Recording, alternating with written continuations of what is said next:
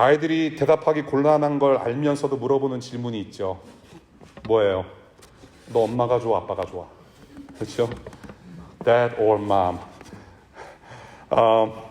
그리고 우리는 성장해서 짜장면이나 짬뽕이냐 민족의 고뇌에 동참합니다. 그리고 여러분들이 고등학교 공부 또 대학교 공부 마치면 대학원이냐 구직이냐 씨름을 해요. 셰익스피어가 쓴 햄릿이라는 작품에서 이러한 유명한 대사가 있습니다. 죽느냐 사느냐 이것이 문제로다. To be or not to be. That is the problem. 예. 죽느냐 사느냐. 우리는 참 많은 경우에요. 살아보면서 양자택일을 하는 경우가 상당히 많아요. 그렇게 할 수밖에 없는 상황들이 있습니다. 양자택일. 둘 중에 하나를 골라야 하는, 선택을 해야만 하는 순간들을 우리가 많이 살아가고 있어요. 오늘 본문 사건으로 양자택일의 질문에 답하시는 주님의 말씀으로 복음을 좀 듣고자 합니다.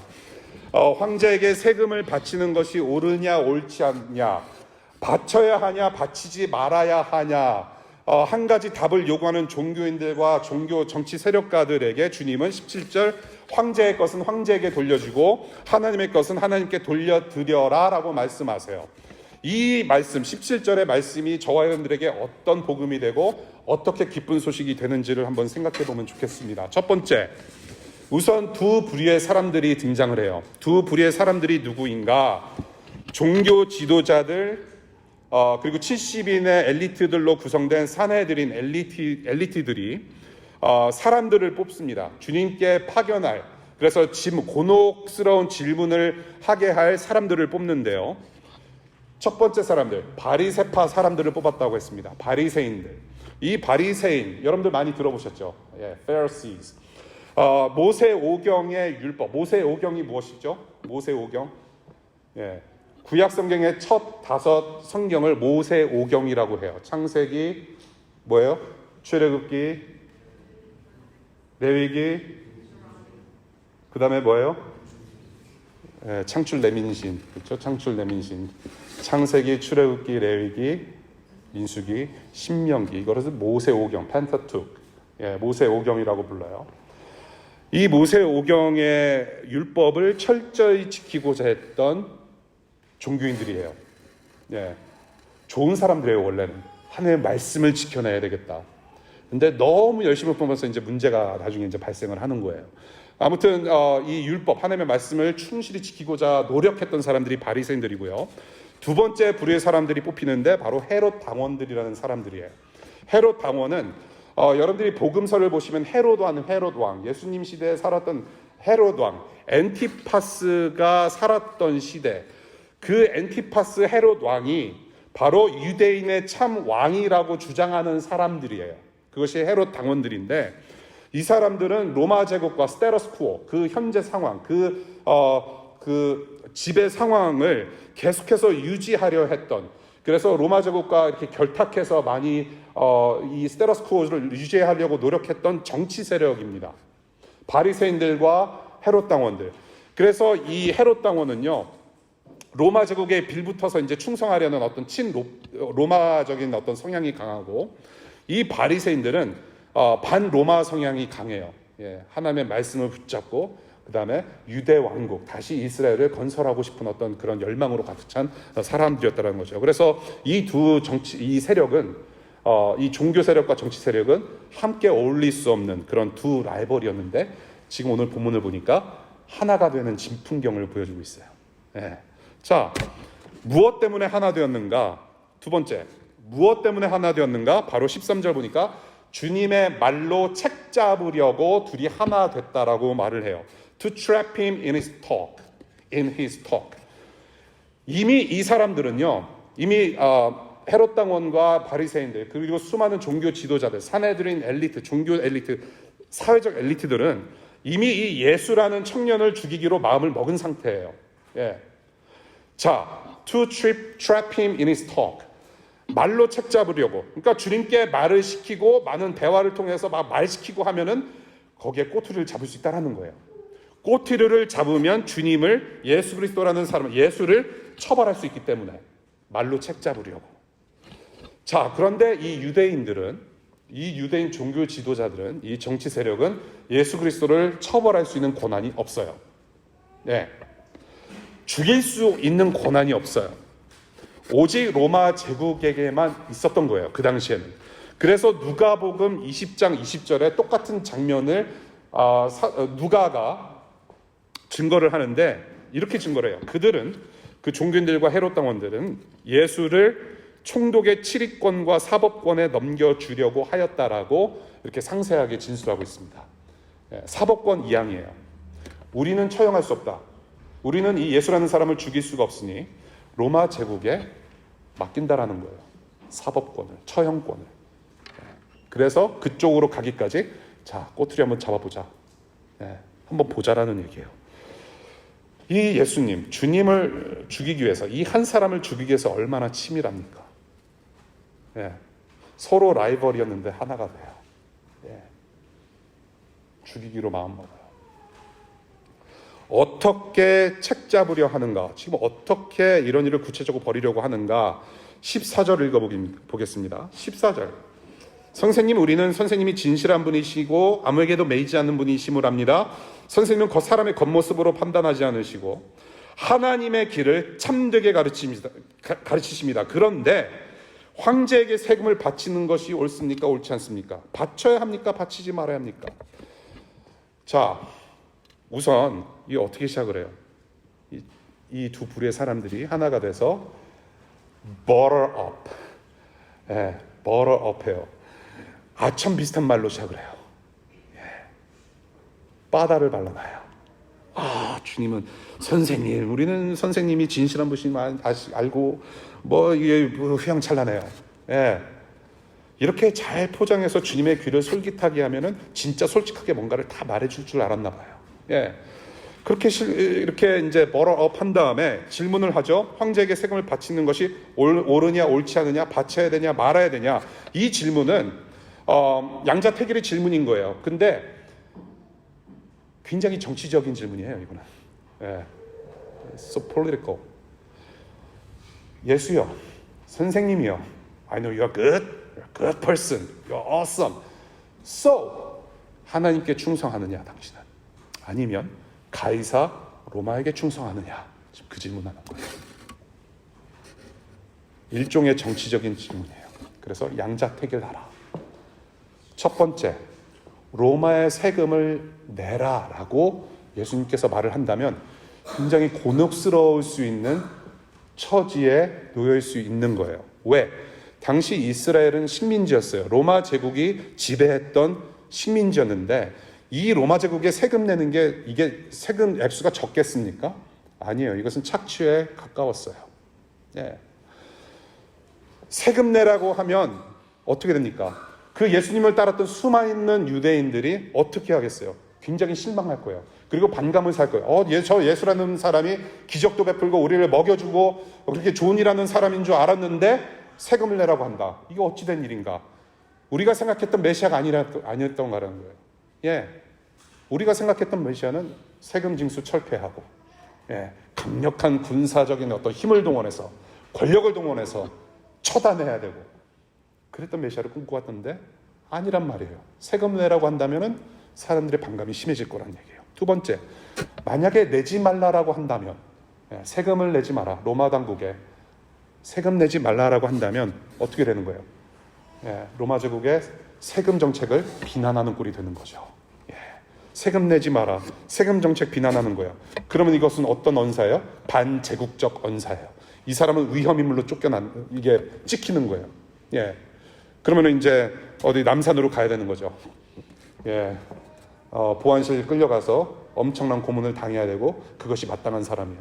죽여도 되는 사람이에요. 로마 제국의 입장에서는. 본디오 빌라도 총독에게 이제는 고발할 수 있는 내용이 건수가 생긴다는 거죠. 반란 선동죄로. 이 사람이 로마 제국에 세금 안 내도 된다라고 사람들에게 말하고 있습니다. 우리는 그것을 들었습니다. 처단하십시오. 충분히 건수가 되는 일이에요. 자, 그런데 이 사람들이 어떻게 버럭했느냐?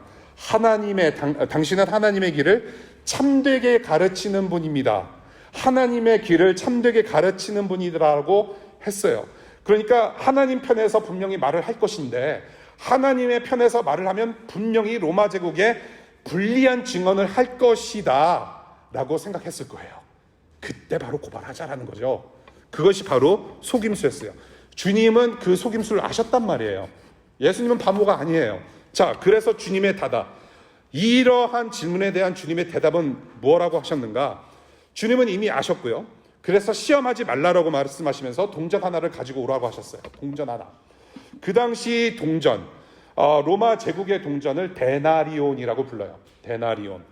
그 동전에 새겨진 초상, 그 어떤 인물, 그리고 적힌 글자가 있는데 그것이 무엇이냐, 누구의 것이냐 질문하십니다.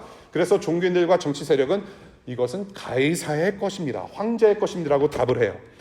로마 제국의 공식 화폐에 찍어진 가이사, 어떤 인물과 여러 가지 문구들. 자, 화면 보겠습니다. 드디어 준비한 바가 이렇게 딱 펼쳐졌을 때 저는 상당히 이렇게 환희를 느껴요. 라틴어로 동전 앞면에 뭐라고 쓰여져 있냐면요, 신성한 아우구스투스의 아들이라고 쓰여져 있어요. Son of the divine August. 한국식으로 할게요. 아우구스투스. 그리고 아우구스투스라는 인물, 아우구스투스 티베리우스의 얼굴이 새겨져 있어요. 저렇게. 저게 바로 신성한 the son of the divine 아우구스투스라고 적혀 있어요. 그리고 뒷면을 보시면, 오른쪽의 뒷면을 보시면 대제사장, chief priest in Latin, high priest라고 적혀 있어요. 라틴어로. 신의 아들이라고 적혀 있는, 그리고 황제의 모습이 그려져 있는 동전, 그리고 그 동전의 뒷면을 보니까 high priest. 유대인들이 지금 이런 돈을 만지작거린다라는 것은 유일신을 섬기는, 유일신 여호와를 섬기는 그들의 어떤 종교적 그리고 민족적인 자존심을 건드리는 치욕적인 일입니다. 예. 일본이 다시 대한민국을 점령을 해서 일본 어떤 일왕의 얼굴이 그려져 있는 지폐와 화폐를 사용한다고 생각을 해보세요. 예. 그런 거예요. 치욕적인 거예요. 예. 그거를 아시는 주님께서 명쾌한 답을 주세요. 그 답이 무엇이냐? 바로 17절. 황제의 것은 황제에게 돌려주고 하나님의 것은 하나님께 돌려드려라 라고 답을 주세요. 이게 참 명쾌한 답이에요. 자, 돌려주다. 영어로는 렌더라고 되어 있습니다. pay back 하라는 소리예요. 돌려주다. pay back 하라. 그러니까 뭐냐면요, 이스라엘 선민들, 자, 너네 지금 치욕적인 일을 계속 당하고 있지 않느냐? 로마 제국으로부터. 지금 로마 황제의 그림이 그려져 있고, 이게 son of the divine 블라블라, 그리고 chief priest라는, 야, 너네 중에 대제사장들 있지 않느냐? 근데 지금 유대인이 아닌 사람이 지금 대제사장 chief priest라고 지금 하고 있는데 그 돈을 만지작거리는데 너네 불편하지 않느냐? 바로 그거다. 이스라엘 선민들을 더럽히는 로마 제국의 더러운 것들은 이제 로마에게 돌려줌이 마땅하다라는 뜻으로 말씀하신 것 같아요. 그것은 개나 돼지한테 줘라. 그리고 하나님의 것은 하나님께 줘라. 어쩌면은 바리새인들 그리고 헤롯 당원들은 그렇게 들었을 것 같아요. 돌려줘라. 그러니까 뭔가 흠잡을 게 없는 거예요, 사실은. 이 대답은요, 표면적으로 그 사람들 귀에 들리는 게 어떻게 들리는 거냐면은 세상적으로, 그리고 자신들의 어떤 신앙적, 그런 세상적인 요구와 신앙적인 요구를 모두 충족시킬 만한 흠잡을 것 없는 훌륭하고 명쾌한 대답이었던 거예요. 흠잡을 게 없어요. 그렇지 않아요. 이 양반이 아직도 우리 민족성 살아있네. 그래, 소나 돼지에게 주고 하나님 것은 하나님께 드려야지. 맞다. 종교적으로, 사회적으로 어떤 흠잡을 게 없는 거예요. 자, 따라서 이 답을 들은 사람들이 뭐라고 합니까? 뭐라고 해요? 17절. 경탄하다. 놀랄 수밖에 없었다라고 얘기를 해요. 흠잡을 게 없네? 야, 역시 대단하다. 내가 듣던 바대로다. 이 예수라는 사람. 자, 하나님의 것은 하나님께라고 하신 이 말씀이 바로 저와 여러분들의 복음이 돼요. 하나님의 것은 하나님께로. 황제와 하나님을 섬기는 것은 따로다. 세상과 신앙은 따로다. 그래서 우리는 기도만 하면 된다. 가이사의 것은 가이사에게 주고 하나님께 드리는 것은 하나님께로 그냥 드리면 된다. 하던 일 계속해라. 뭔가 그것을 말씀하시는 게 아닌 것 같아요. 세상 따로, 하나님 섬기는 것 따로. 자, 오늘 예배 끝나면은 다시 세상을 섬기러 가요. 그래서 승진도 해야 되고, 6피겨 연봉, 이왕이면은 공 하나 더 붙이는 연봉으로 이직을 하면은 더욱더 좋겠고, 저는 여러분들이 무엇을 섬기고 있는지 몰라요. 다만 아는 것은 여러분들이 살아계신 하나님을 예배하고 예수님을 따르기로 작정해서 오신 분이라고 저는 믿어요. 예. 그러나 저 문을 나아가서는 여러분들이 정말로 무엇을 섬기는지 저는 알 수가 없어요. 저도 흔들려요. 예. 주일날 오면은 하나님 섬기는 시간이기 때문에 예배한다고 해요. 나가면은 또 다른 것을 섬길 수 있어요. 세상 것은 세상 것 따로, 하나님 것은 하나님 것 따로. 세상과 신앙은 따로예요.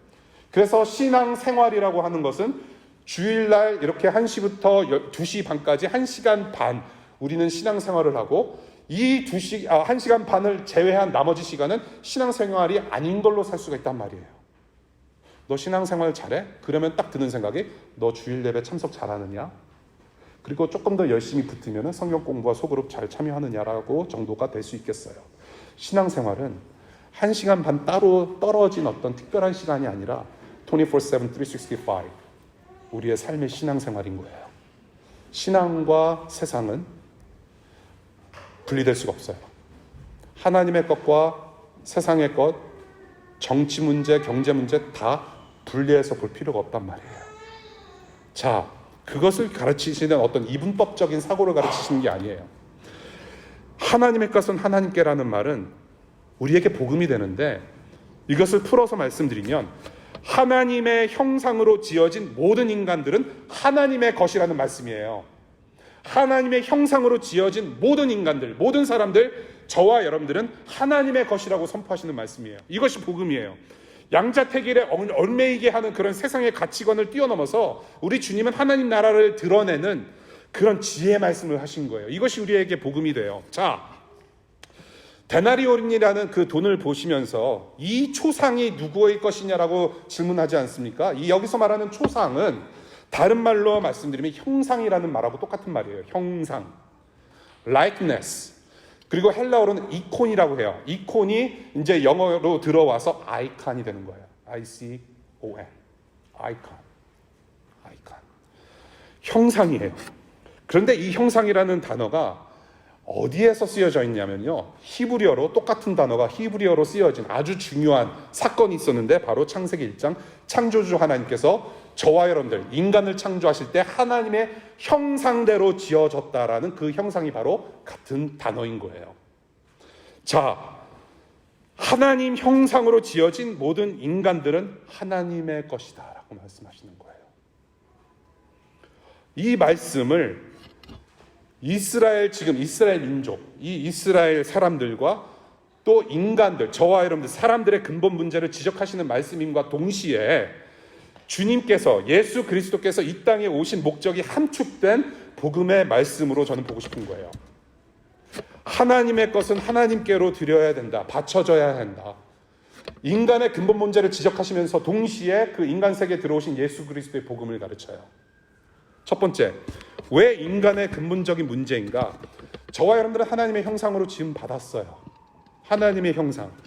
이 하나님의 형상으로 지음 받았다라는 것을 저는 주일학교 때, 어렸을 때 그런 생각을 해봤어요. 하나님의 형상대로 사람이 지어졌다면 우리 하나님은 도대체 얼마나 큰 눈, 코, 입을 가지셨겠는가? 네, 그런 생각을 해봤어요. 어떤 피지컬하고 바이올로지컬한 그런 피처를 생각한 거죠. 야, 그리고 아니, 우리 눈에 보이지 않는 하나님은 우리가 분명 하나님이라는 어떤 몸 안에 어떤 내장 안에 있는 것이 아닌가. 예, 그 내장 안에 뭐 태양도 있고 은하계가 있고, 야, 이것은 엄청난, 하나님의 눈을 우리는 직접 볼 수가 없겠다. 너무 커서. 우리가 하나님의 형상으로 지음받았다라는 이야기를 들었을 때 어떤 것이 떠오르시는가요? 예, 주로 이렇게들 이야기를 합니다. 여러 가지로 설명이 가능한데, 하나님처럼 인격체로 창조되었다라는 거예요. 인격체. 두 번째, 영적인 존재다. 하나님은 영이세요. 그래서 하나님은 볼 수가 없어요. God is spirit. 그것처럼 인간들도 영적인 존재, spiritual being으로 만들어졌다라는 이야기가 있고요. 세 번째, 지정의가 있다라는 거예요. intellect, emotion, 그리고 righteous. 지적이고 감정이 있고 어떤 의를 추구하는 존재이다. 예. 그리고 네 번째, 하나님처럼 왕으로서 다스리면서 섬기는 존재로 만드셨다라는 거예요. 그래서 인간들을 만드시고 어떻게 합니까? 문화명령, cultural mandate, 다스리고 정복하고 섬기라라고 말씀하셨잖아요. 그래서 왕 같은 존재로 만드셨다라는 거예요. 조금 더 나아가서 하나님의 형상대로 지음받았다라는 말씀은 성부, 성자, 성령, 삼위 하나님께서 영원토록 서로 사랑하는 관계로 사랑하시면서 영원히 사시듯이 그렇게 사랑하는 존재로 만드셨다라는 거예요. 예, 이것은 조금 더 강조될 필요가 있다라고 저는 생각합니다. 성부 하나님, 성자 하나님, 성령 하나님, 삼위일체 하나님이 서로 완벽하고 온전한 사랑 가운데 영원토록 관계 맺으시면서 살아가시듯이 사랑하시듯이 사람들을 사랑하는 존재로 만드셨다라는 거예요. 그래서 우리 하나님께서 율법을 전해주시고 십계명을 만들어서 보내주시고 또한 예수님께서 그 율법 계명을 두 가지로 정리해 주실 때 뭐라고 해요? 하나님을 사랑하고 이웃을 사랑하라. 하나님을 사랑하고 이웃을 사랑하는 존재로 만드셨다라는 겁니다. 그것이 바로 하나님의 형상대로 지음 받았다라는 것일 수 있고요. 그래서 그러한 존재, 그러한 성품을 발산하시는 그런 하나님처럼 하나님의 자녀들로서 하나님의 존재와 성품을 발산해 나아가면서 하나님 나라를 일구어가는 존재로서의 형상을 갖다가 말을 하고 있다는 거예요. 그것이 바로 하나님의 형상대로 지음 받았다는 겁니다. 여기 제가 또 밥을 먹어야 되기 때문에 애들립을 할까 말까. 근데 이거 얘기를 해야 될 것 같아요. 우리가 선교라고 얘기했을 때 우리가 어떤 감동을 받아서 전도를 하고 봉사를 하고 하는 거 맞아요. 그런데 이 선교라고 하는 것은 우리가 뭔가를 스스로 생각해내서 뭔가를 우리가 시작하는 게 아니에요. 이미 하나님의 선교는 하나님께서 시작하셨어요. 언제? 창세기 1장 1절부터. 태초에 하나님께서 천지를 창조하신 게 하나님의 선교의 시작이셨어요. 무엇을 하셨어요? 자신의 존재와 성품을 발산하셨단 말이에요. 천지를 창조하심으로 Here I am. 그게 하나님의 선교예요. 사랑으로 다스리시고 사랑하는 존재들, 자신의 형상대로 지음받은 인간들을 이렇게 세워주시고 만드시고 사랑으로 가득한 삼위일체 하나님의 영광이 하늘에서 내려와서 땅에 가득한 그 하나님 나라를 일구어가는 것이 하나님의 선교라는 거예요.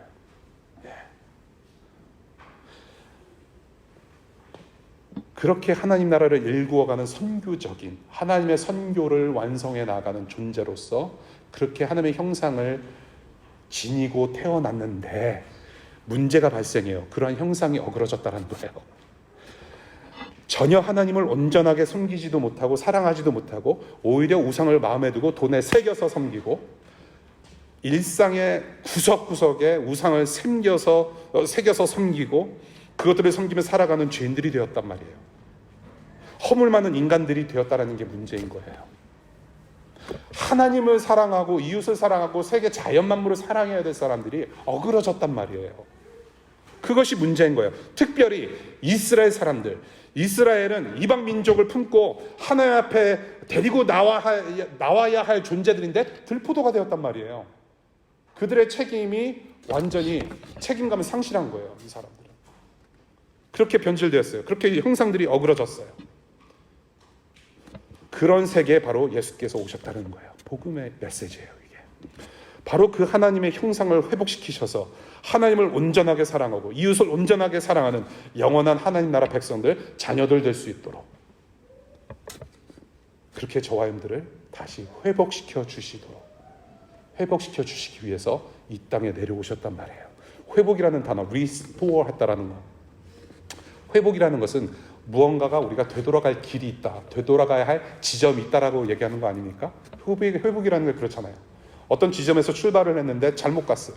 잘못 가서 회복돼야 된다. 되돌아옴인 거예요. 다시 원점으로 되돌아옴. 그렇죠? 비기닝 포인트, 스타팅 포인트에 다시 오는 거예요. 회복. 어디로 다시 오느냐? 우리가 어떻게 해서 회개해서 어디로 다시 와야 되느냐? 바로 하나님의 형상이 회복되는 구원을 이야기를 하는 거죠. 그것이 구원이에요.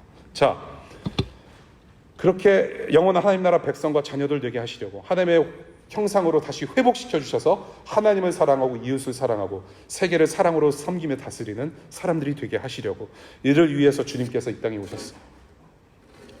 하나님과 우리 인간 사이를 가로막는 죄를 십자가의 죽음으로 용서하셨어요. 그리고 하나님께 생명 얘기를 활짝 터주셨어요. 그리고 하나님 아버지를 아버지라고 부를 수 있는 특권을 주셨어요. 아버지라고 부를 수 있는 특권은 오직 자녀들에게만 있어요. 하나님 아버지를 아버지라고 부를 수 있으면 저와 여러분들이 자녀가 되었단 말이에요. 그 자녀가 되었으면 무슨 말씀이냐면 하나님처럼 영원한 생명을 살 수 있는 그런 사랑 가운데 우리를 두셨다라는 거예요. 그래서 참 자녀로 우리를 부르셨고 그렇게 살아가게 하셨는데, 이제는 우리는 그래서 하나님의 온전한 형상으로 반드시 우리는 회복될 것이다. 정말로 예수님 닮은 사람으로 우리는 완전하게 변화될 것이란 말이에요. 참 포도나무에 참 열매가 열릴 것이란 말이에요. 걸작품이란 말이에요. 여러분, 자기 자식은 무엇을 해도 최고인 거예요. 무엇을 해도 이뻐요. 나쁜 짓 빼고 무조건 최고인 거예요. 애들 보세요. 여러분들 애기 기르면요, 똥냄새마저도 이거는 거룩한 거예요. 얘가 건강하구나. 옛날에 조선시대도 그랬다면서요. 그 왕의 똥을 뭐라고 또 따로 부른대죠. 그래서 왕의 똥을 이렇게 받아다가 의사들이 맛도 보고 냄새 보면은 이 우리 왕이 건강하구나, 우리 왕이 무슨 병이 있구나 알아낸대잖아요. 우리 자식들은 여러분들 그렇게 큰 거예요. 애들은 무엇을 하든 이뻐요. 최고예요. 비교 불가해요. 이것은 하나님께서 저와 여러분들을 그렇게 여기신단 말이에요. 자, 그래서 오늘 복음의 말씀을 베드로전서 2장에서 이렇게 다시 선포합니다. 정리해서 말씀해 주세요. 오늘 있었던 사건과 예수 그리스도의 복음, 그리고 우리가 회복되어져야 되는 그런 큰 그림을 베드로전서 2장 4절부터 10절까지 이렇게 정리합니다. 어쩌면 지난주 말씀과 이어서 한꺼번에 이렇게 정리를 하고 있는 듯해요. 자, 말씀 펴 보겠습니다. 베드로전서 2장 4절부터 10절까지의 말씀.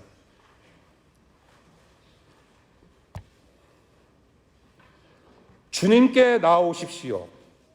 그는 사람에게는 버림을 받으셨으나, 예수님 말하는 거죠, 하나님께는 택하심을 받은 살아있는 귀한 돌입니다. Living stone. 5절. 살아있는 돌과 같은 존재로서 여러분도 집 짓는 데 사용되어 신령한 집이 됩니다. 그래서 여러분은 예수 그리스도로 말미암아 하나님께서 기쁘게 받으실 신령한 제사를 드리는 거룩한 제사장이 되십니다. 여러분들의 정체예요. 거룩한 제사장이래요. 어떻게? 매일의 삶으로 하나님께 드리는 제사, 삶의 예배를 드리는 제사장이래요. 6절, 성경에 이런 말씀이 있습니다. 보아라, 내가 골라낸 귀한 모퉁이 돌 하나를 시온에 둔다.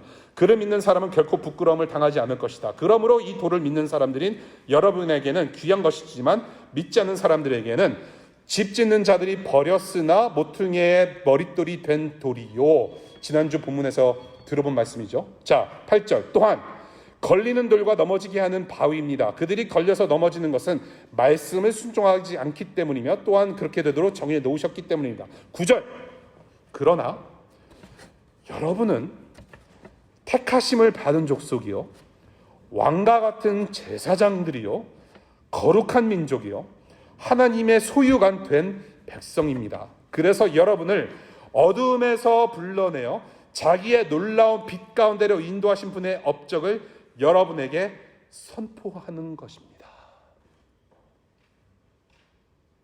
10절, 여러분이 전에는 하나님의 백성이 아니었으나 지금은 하나님의 백성이요, 전에는 자비를 입지 못한 사람이었으나 지금은 자비를 입은 사람들입니다. 이렇게 정리를 해요. 전에는 여러분들이 자비를 몰랐고 은혜를 몰랐고 하나님과 떨어져 있었으나 지금은 자비를 입은 사람들이기 때문에 하나님의 백성이 되었다.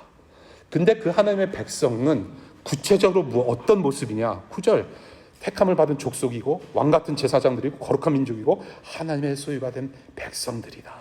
So what? 그러면 어떻게 살아야 되느냐? 바로 하나님을 널리 알리는, 선전하는 사람이 된다. 뭐예요? 하나님의 선교. 하나님의 존재와 성품을 드러내는 선교를 감당하는, 선교가 일상이 돼서 예배하는 삶을 살아가는 거룩한 백성들이 되었다라는 거예요. 이게 원래 우리의 모습이 되어야 되는 거예요. 이게 원래 우리의 모습이에요. 최고의 걸작품으로 만드시고 하나님 앞으로 데리고 돌아오시는 이 예수 그리스도가 저와 여러분들의 복음이자 기쁜 소식입니다. 여러분은 남의 빨랫줄 위에 가만히 앉아서 똥 싸고 도망가는 참새 같은 존재가 아니라 폭풍과 태풍 위에도 언제든지 날 수 있는, 날개를 활짝 펴고 비상할 수 있는 독수리 같은 존재란 말이에요. 쉽게 말씀드리자면 하나님의 것은 하나님께라는 제목으로 말씀 전했어요. 저와 여러분들은 하나님의 것입니다. 하나님의 것이에요. 창조주 하나님께서 지으신 바대로 사는 게 가장 행복해요. 그 어느 것도 대체할 수 없어요. 여러분들, 사탄은 여러분들을 부추겨요. 뭐라고 부추기냐면 You are still the king. 네가 아직도 왕이야. 네 인생의 조종관은 네가 잡고 있어라고 부추겨요. 세상은 여러분들한테 뭐라고 하는지 알아요? 너는 안 돼. You're nothing. You're nothing. 그리고 여러분들을 낙심시켜요. 그러한 낙심의 마음을 가지고 오신 분들 많이 계실 거라고 생각을 해요. 사탄의 부추김 때문에 아직도 왕의 자리를 내어드리지 못하는 그런 고민으로 살아가시는 분들도 계시리라고 생각이 돼요. 이런 세상 가운데 저와 여러분들이 이 세상에서 반드시 들려져야 하는 복음을 들었어요. 여러분들이 어떠한 유혹을 받으시든지, 어떠한 낙심의 어떤 인생길을 걸어가시든지, 여러분들이 외로우시든지, 어떠한 고난이 닥치시든지, 우리가 기억해야 될, 오늘 들려져야 될 복음은 바로 너는 내 거다. 하나님의 음성을 들으실 수 있기를 바라요. You are mine. 그러면 된 거예요. You are mine.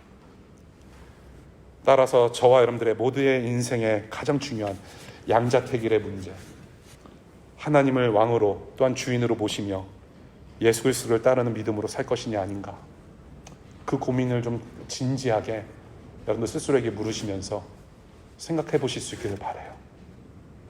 정말로. 우리 노아, 오늘 유아세례 받은 노아, 우리 노아 가정, 우리 아기들, 우리 자녀들, 그리고 저와 여러분들 한 분 한 분이 이 예수 그리스도를 따르시고 의지하시기를 간절히 축복합니다. 그런 결단하실 수 있기를 바라요. 하나님의 사람으로 하나님께 기쁨으로 드려지는 여러분을 이 시간에 우리 주 예수 그리스도의 복음으로 축복했습니다. 기도하겠습니다.